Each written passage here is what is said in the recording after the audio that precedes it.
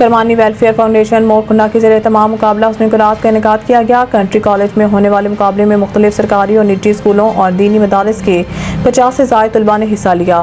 Country group of colleges کے director مہر احمد علی پریار نے پروگرام کی صدارت کے مقابلے کے دوران امیدواروں نے منفرد انداز اور خوبصورت آواز میں تلاوت کلام پاک پیش کر کے سماں باندھ دیا۔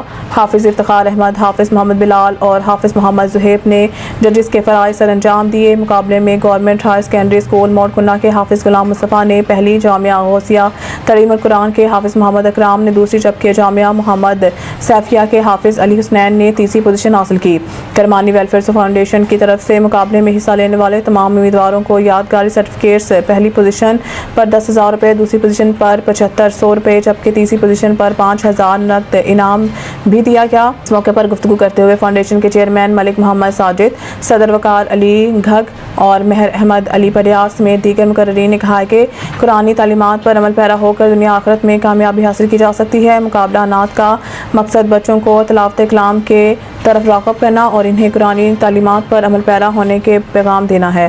پروگرام کے اختتام پر ملکی تعمیر و ترقی اور امن و امان کے لیے خصوصی دعا بھی کی گئی۔